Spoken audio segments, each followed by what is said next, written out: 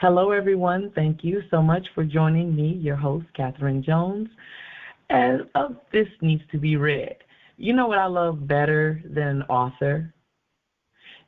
an author visit?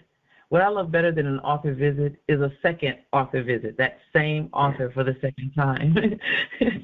So we talked with this author on her other book, 1,000 Places to See Before You Die. It's been a while since we've talked with her, but this one is Why We Travel. And I do love books because you can, look through a book and travel without going anywhere. But after going through this book, I think that I can figure some creative ways to really explore the world. And it's only because Patricia Schultz has given me some ideas. So welcome back, Patricia. How are you? Oh, thank you. I'm very, very, very well. How are you doing? I'm what is the word I'm looking for? I am inspired to travel because some of the questions I was going to ask you was like, how can you afford to travel so much? Because, traveling is just, like for everything, if you're going to go on a ski trip, you got to buy gear for that. You might not need it for another trip. And just thinking of creative ways. And not that you answered those specific gear questions, but you were saying if you don't have a passport, here's a place that's similar in the United States, like this place in another country. And I thought, that is so cool.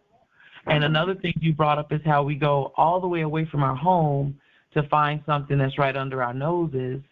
And there's an image of a hot dog. But I thought about the time I wanted to go to Jamaica, and I did, to see waterfalls, only to learn later that North Carolina, which is the state I live in, has hundreds of waterfalls right under my nose. I never had to go to Jamaica to see that.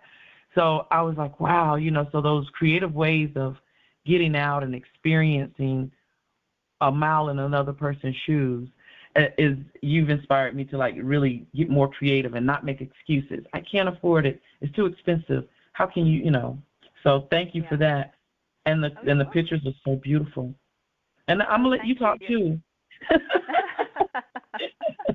No, but keep talking because I like to hear all of these very kind words. And it really sounds like I wrote the book for you, so that's always encouraging because you know how much blood, sweat, and tears goes into the creation of a book, even though, it's not a tome or encyclopedia and you think, oh, she must have written this in a few days. In fact, it took a long time during the pandemic to really succinctly put in, between two covers to capture this, the explanation of why it is we travel and why we need to and why is it important to us and why, people talking about travel like it's the end of the world and that, we need to do more of it. But whatever, I think the pandemic showed us that whatever you love in life, you just need to do more of it because suddenly we couldn't. Suddenly the rug was pulled out from everyone and our lives were turned upside down. It was a horrible, horrible moment that continues still. But in terms of travel, if it is important to you, and like you were saying, it doesn't need to be overseas and extravagant and expensive and something you have to plan 6 years to make happen. It can be in your backyard. But I think first you have to open your eyes and do your homework and go online and, figure out what's a road trip away, fill the tank, what's 2 or 3 or 4 hours away. And I live on the East Coast as well, in an area all throughout the U.S. We're never very far from some gem or some treasure that needs to be explored, whether it's a small town or a festival that happens once a year, or, these incredible national parks we have, but then all the state parks as well are often just as beautiful. So we don't need to go very far, but why we stay home on the sofa and, kind of Netflix for the next 11 hours, it's just too easy. It's too comfortable, and not much is going to happen in your life if that's how you choose to spend your time. Sorry. That's the reality. Well, a lot of what you said in this book, everyone needs to hear it. If you think of a picture book, or back in my day, we had photo albums that you physically touched, and you see the pages, and you point to this picture and tell me what happened there and what was going on here, and there's such a story behind this picture, which brings me to the guy that I think he took you to his home. and I was tickled because I was to get food because y'all were hungry before he took you to your next destination. I want to say you were in was it Morocco? In Casablanca, And in Morocco. yeah, so I was just thinking about what that was like because you're not able to just go get fast food like you are at home.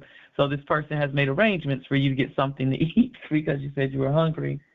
And Yeah, and what that was a canceled flight that we had been looking forward to, and we were in a foreign country, and we arrived at the airport, and it just didn't exist. It was like the flight that had vanished, and nobody could give us information, and we were quite befuddled. Like, what do we do now? And we didn't have the money to, shell over for a whole new ticket.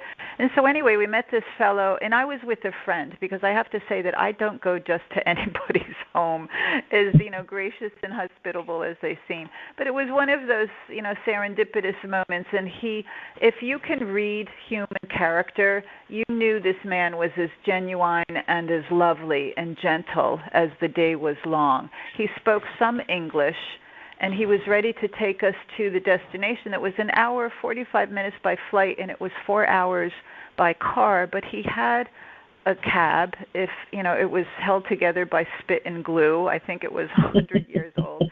But he was ready to take us there, and we said, okay, but before we sign up for this, 5-hour trip, probably on bad roads, we're starving.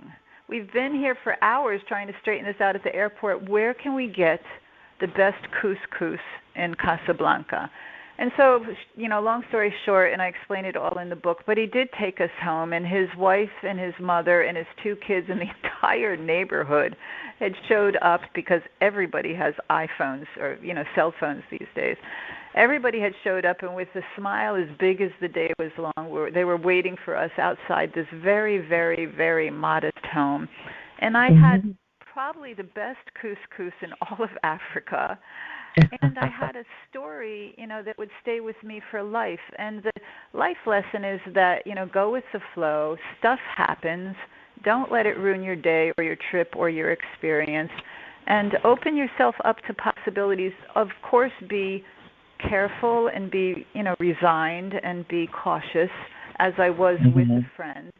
And you're pretty much guaranteed of having, these experiences, life memories that truly stay with you forever. And that was a standout memory of our trip to Morocco. Not all of the Casbahs and the markets and the antiquities and the mosque that holds 40,000 people, but this gentleman at the airport who made sure that we had, a family experience and that we were welcomed into his home like we were family from America. That was a very special thing. So the book is filled with those kinds of anecdotes and with those kinds of lessons that carry over into life as much as they're pertinent in your travel experience.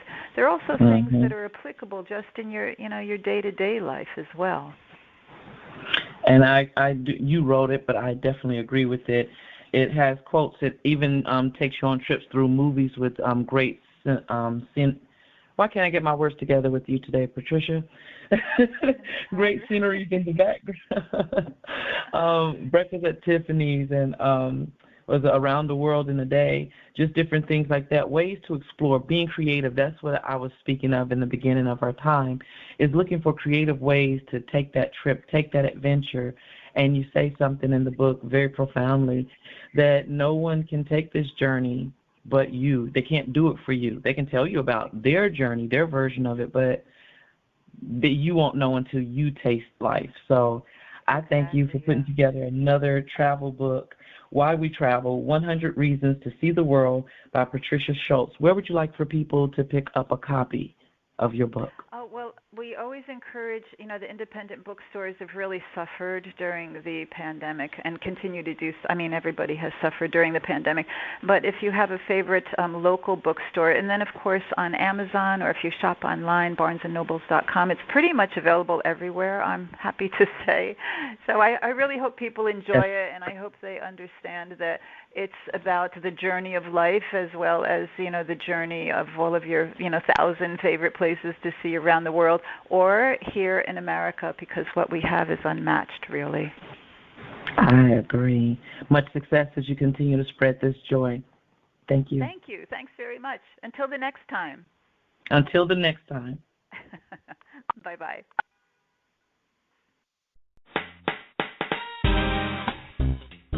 Thank you for tuning in to This Needs to Be Said. I hope you've gained something from what has been shared. Send me your comments and show ideas through the website at TNTBSmedia.com. I'd love to hear from you.